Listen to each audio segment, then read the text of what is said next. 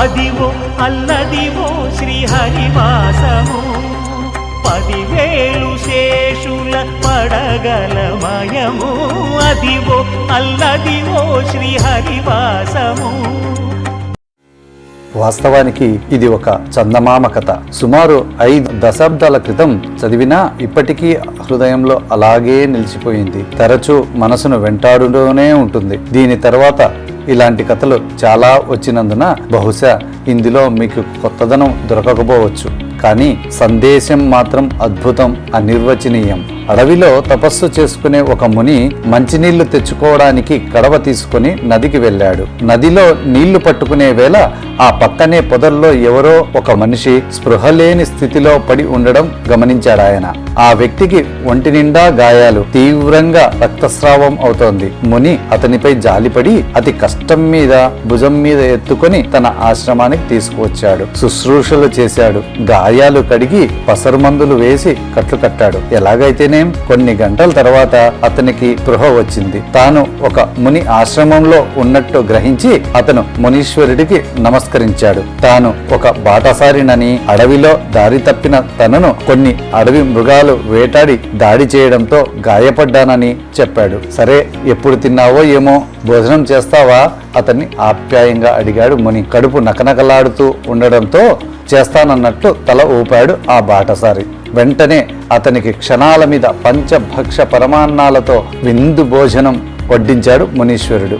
ఆకలి మీద ఉన్న బాటసారి ఆవురావురంటూ తిని మంచినీళ్లు తాగాడు. తర్వాత అతనికి ఒక సందేహం వచ్చింది.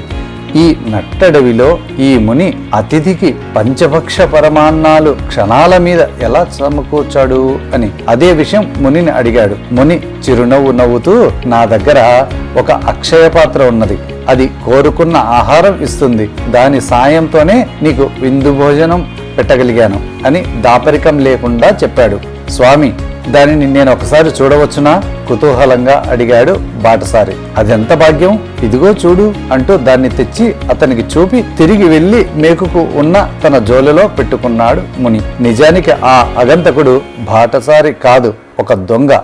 రక్షక భటులు వెంటబడి కొట్టడంతో గాయాల పాలై నదిలో పడి దూరంగా కొట్టుకుపోయాడు. కాబట్టి బతికి బయటపడ్డాడు.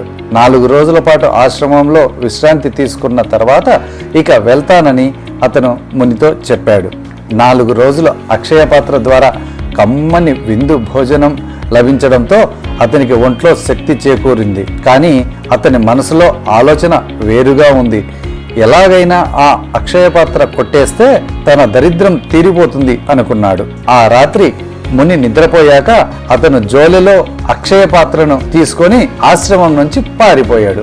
ముని తనను ఎక్కడ వెంటాడి పట్టుకుంటాడోనని రాత్రంతా నడిచి చాలా దూరం వెళ్ళాడు. మర్నాడు ఉదయం ఆకలి వేసింది. అడవిలో తీరుబడిగా ఒక బండ మీద కూర్చొని అక్షయ పాత్ర బోర్లించి తనకు కావలసిన ఆహారం కోరుకున్నాడు. కానీ ఏమీ రాలేదు. ఏంటి, ముని ఇలాగే కదా అక్షయపాత్ర బోర్లించి కావలసిన ఆహారం కోరేవాడు, తనకు ఎందుకు రావడం లేదు అని ఆశ్చర్యపోయాడు. ఎన్నిసార్లు ప్రయత్నించినా అక్షయపాత్ర అతనికి ఆహారం ఇవ్వలేదు. సందేహ నివృత్తి కోసం మళ్ళీ అతను కాళ్ళు ఈడ్చుకుంటూ ముని ఆశ్రమానికి చేరుకున్నాడు. అక్షయపాత్రను ముని పాదాల ముందు ఉంచి, స్వామి, నన్ను మన్నించండి. నేను నిజంగా బాటసారిని కాదు, దొంగను. రాత్రి మీ అక్షయ పాత్రలను దొంగిలించుకుపోయా. కానీ ఇది నాకు ఆహారం ఏమీ ప్రసాదించలేదు. ఎందుకో చెబుతారా అని అడిగాడు. ముని కోపం తెచ్చుకోలేదు. అక్షయ పాత్ర పని చేయాలంటే దానికి ఒక మంత్రం ఉంది, అది జపించాలి అన్నాడు చిరునవ్వుతో. ఆ మంత్రం ఏమిటో చెప్పండి స్వామి అడిగాడు చోరుడు. చెబుతా, కానీ బాగా ఆకలి మీద ఉన్నట్టున్నావు, భోజనం చేస్తావా అడిగాడు ముని. తను దొంగని తెలిసాక కూడా ఆయన తనను అంతే ఆదరంగా భోజనం చేస్తావా అని అడగడం దొంగకు ఆశ్చర్యం కలిగించింది. మరోపక్క కడుపులో ఎలుకలు పరిగెడుతూ ఉండేసరికి చేస్తాను అన్నట్టు తలూపాడు. అక్షయ పాత్రను బోర్లించి మంత్రం పఠించి ముని అతనికి మరోసారి పంచభక్ష పరమాన్నాలతో భోజనం పెట్టాడు. తరువాత ఆయన కూడా భోజనం చేసి అతన్ని విశ్రాంతి తీసుకోమని చెప్పి సమిధల కోసం అడవికి వెళ్ళాడు. మంత్రమేదో తెలిసిపోవడంతో దొంగ ఇక ఆలస్యం చేయదలుచుకోలేదు. ముని అటు వెళ్ళగానే ఇటు పాత్రను తీసుకుని పారిపోయాడు. సాయంత్రానికి ఆశ్రమానికి చాలా దూరంగా వచ్చాడతను. కడుపులో ఆకలి పెరగడంతో ఒక చెట్టు కింద కూర్చుని అక్షయ పాత్రను బోర్లించి మంత్రం పఠించి కావలసిన ఆహారం కోరుకున్నాడు. ఆశ్చర్యం, మళ్ళీ అతనికి ఆ పాత్ర సహకరించలేదు. 3 సార్లు ప్రయత్నించినా లాభం లేకపోయింది. తిరిగి దాన్ని చేతపట్టుకొని ముని ఆశ్రమానికి అర్ధరాత్రి వేళకు చేరుకున్నాడు దొంగ. ఆ అలికిడికి నిద్ర లేచాడు మునీశ్వరుడు. వచ్చి రాగానే ముని కాళ్లపై పడి క్షమించమన్నాడు. మంత్రం పఠించినా తనకు పాత్ర పని చేయలేదని చెప్పాడు. దానికి కారణం ఉందిలే, నేను ప్రాణాలతో ఉండగా ఆ పాత్ర ఇతరులకు పనిచేయదు. అది సరే, ఎప్పుడు తిన్నావో ఏంటో, ఆకలి మీద ఉన్నట్టు ఉన్నావు, భోజనం చేస్తావా? ఆప్యాయంగా అడిగాడు ముని. సిగ్గుపడుతూనే తింటానని తల ఊపాడు దొంగ. ముని పాత్ర బోర్లించి మంత్రం పఠించి దొంగకు కావలసిన ఆహార పదార్థాలన్నిటినీ తెప్పించి వడ్డించాడు. కడుపు నిండా ఆహారం తిని దొంగ అక్కడే ఆశ్రమంలో నిద్రపోయాడు. మరో చాప మీద మునీశ్వరుడు నిద్రించాడు. తెల్లవారుజామున నిద్రలేచిన దొంగ ముని గాఢ నిద్రలో ఉన్నాడని గ్రహించి పాత్రను మరోసారి తస్కరించాలని భావించాడు. ముని బతికి ఉండగా అది పనిచేయదు కనుక మునిని చంపాలనుకున్నాడు. అందుకే ముని నీళ్లు తాగే కమండలంలో విషం కలిపి ఏమీ తెలియనట్టు పడుకున్నాడు. నిద్రలో 1-2 సార్లు లేచి మంచినీరు తాగే అలవాటు గల ముని విషం కలిపిన నీళ్లు తాగి స్పృహ తప్పాడు.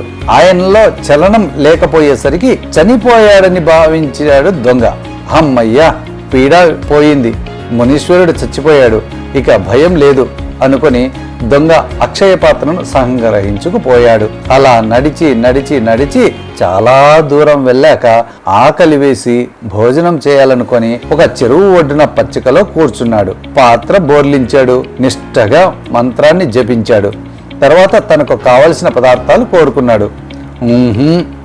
ఒక్క పదార్థం కూడా రాలేదు. చిరాకు వచ్చేసింది. మునిని చంపేసి వచ్చాక కూడా ఇది పని చేయకపోవడం ఏమిటి? కోపంగా పాత్ర విసిరు కొట్టాడు. కాసేపు ఆలోచించాడు. సరే, ఈ పాత్రని ఆ ఆశ్రమంలోనే పడేసి వస్తాను, తినడానికి అక్కడ ఏమైనా దొరుకుతుందేమో చూద్దాం అనుకుని తిరిగి ఆశ్రమం వైపు నడక సాగించాడు. అతను ఆశ్రమం సమీపంలోకి రాగానే అతనికి ఒక ఆశ్చర్యమైన దృశ్యం కనిపించింది. అతను చనిపోయాడు అనుకున్న మునీశ్వరుడు గొడ్డలితో కట్టెలు కొడుతున్నాడు. దొంగ రావడం గమనించి ప్రేమగా ఆహ్వానించాడు ముని. ఈసారి కూడా నీకు ఆ పాత్ర పని చేయలేదా అని అడిగాడు. లేదు స్వామి, అయినా మీరు ఇంకా బతికి ఉన్నారేంటి? మీరు తాగే నీటిలో విషం కలిపాను కదా, నిర్మోహమాటంగా అడిగేశాడు దొంగ. అదంతా తర్వాత చెప్పుకుందాం, ఆకలి మీద ఉన్నట్టున్నావు, భోజనం చేస్తావా అడిగాడు ముని.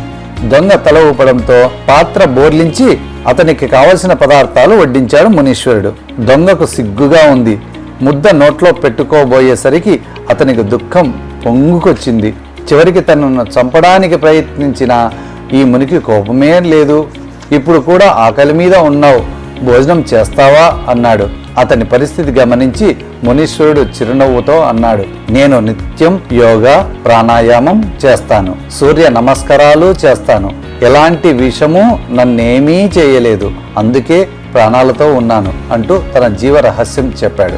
దొంగ ఒక్కసారి భోజనం నుంచి లేచి ముని 2 కాళ్ళు పట్టుకొని కన్నీటితో పాదాభిషేకం చేశాడు. స్వామి, నేను ఇన్నిసార్లు మీకు హాని తలపెట్టినా, చివరకు మీ ప్రాణాలు తీయడానికి తెగించినా మీకు కోపం రాలేదు. పైగా వచ్చినప్పుడల్లా కడుపు నిండా భోజనం పెట్టేవారు, ఏ రహస్యం దాచుకోకుండా నాతో పంచుకునేవారు. ఒక్కసారి కూడా మీకు నా మీద కోపం రాలేదా అని అడిగాడు. దానికి సమాధానం నువ్వే చెప్పాలి అన్నాడు ముని చిద్విలాసంగా. అర్థం కానట్టు చూశాడు దొంగ. ఇన్నిసార్లు మేలు చేసినా నువ్వు ఏదో రకంగా నాకు హాని తలపెడుతూనే ఉన్నావు. నా మీద ఒక్కసారి కూడా ఇసుమంత దయ కలగలేదా? నాతో మంచిగా ఉండాలని అనిపించలేదా అడిగాడు ముని. చకితుడై చూశాడు దొంగ. అవును, మేలు చేసిన వారికి కీడు చేయడం నీ తత్వం, కీడు చేసిన వారికైనా మేలు చేయడం నా తత్వం. నీ తత్వం నువ్వు వదులుకోనప్పుడు నా తత్వం నేను ఎందుకు వదులుకోవాలి? చెడును నమ్ముకున్న నువ్వే అంత నిష్ఠగా నీ మనస్తత్వాన్ని మార్చుకున్నప్పుడు మంచిని నమ్ముకున్న నేను మరింత నిష్ఠగా నా ప్రవృత్తిని కాపాడుకోవాలి కదా అన్నాడు ముని కరుణాదృక్కులతో. దొంగ కన్నీటి చెరువై అతని ముందు దోసిలి ఒగ్గి నిలబడి ఉన్నాడు. ముని బోధతో అతని మనసు పూర్తిగా ప్రక్షాళనం అయింది. దుర్మార్గులే తమ తత్వాన్ని మార్చుకోనప్పుడు సన్మార్గులు మాత్రం తమ మనస్తత్వాన్ని ఎందుకు మార్చుకోవాలి? ఎన్ని అవాంతరాలు సంభవించినా వారు తమ లక్షణాలను ఎందుకు వదులుకోవాలి? కుక్క మనిషిని కరవడం సహజం, మనిషి కుక్కని కరవడం అసహజం. మనిషి ఏ పరిస్థితుల్లోనూ తన మానవత్వాన్ని వదులుకోకూడదు అని చెప్పడమే ఈ కథ అంతరార్థం.